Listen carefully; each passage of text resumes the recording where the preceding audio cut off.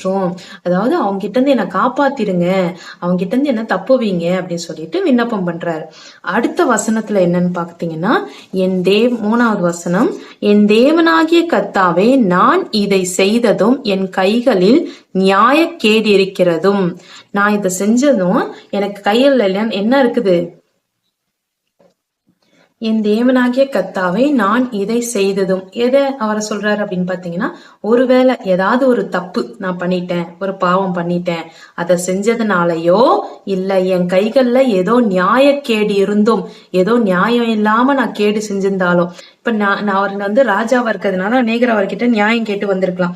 அந்த நியாயத்தை சரியான நியாயமா கொடுக்காம ஒரு வேளைக்கு அவருக்கு கேடா நியாயம் கொடுத்திருந்தாலும், நியாயத்திற்கு கேடு செய்திருந்தும் நியாயக்கேடு இருக்கிறதும் என்னோட சமாதானமா இருந்தவனுக்கு, அதாவது என் கூட ரொம்ப சமாதானமா இருந்தவனுக்கு நான் தீமை செய்ததும், அவனுக்கு போய், அதாவது சமாதானமா இருக்கிறேன்னா ஒரு ஃப்ரெண்ட்ஷிப்பா, ஒரு சமாதானமா ஒரு நல்ல ஒரு ரிலேஷன்ஷிப்ல இருக்கிறவனுக்கு, அப்படி ஒரு நல்லவனுக்கு நான் ஒரு வேளைக்கு தீமை செஞ்சிருந்தா, ஒருவேளை அப்படி ஒரு வேளைக்கு செஞ்சிருந்தா, அப்படி இல்லைன்னா காரணமே இல்லாம எனக்கு சத்ருவானவனை, காரணமே இல்லாம எதுக்கோ ஒண்ணுத்துக்கு அவன் என்ன ஆயிட்டான், எதிரி ஆயிட்டான், அவனை போய் கொள்ளையிட்டதும், ஒரு வேளைக்கு அவன்கிட்ட போயிட்டு நான் கொள்ளையிட்டு, ஒரு வேளைக்கு பொருட்களையோ இதெல்லாம் கொள்ளையிட்டு, அவன் நாட்டை கொள்ளையிட்டு, இது மாதிரி நான் உண்டானால் செய்திருந்தா, கொள்ளையிட்டதும் உண்டானால், இது மாதிரி நான் இந்த பாவத்தை தான் அறிக்கிறேன். முதல்ல என்ன பண்றாரு? காப்பாத்துங்க பிசாசு, நீங்க என்ன விட்டுட்டீங்க, கைவிட்டீங்கன்னா என்னுடைய ஆத்மாவை என்ன பண்ணுவான்? பீறி போயிடுவான், அதனால காப்பாத்துங்கன்ற மாதிரி கேட்கிறாரு.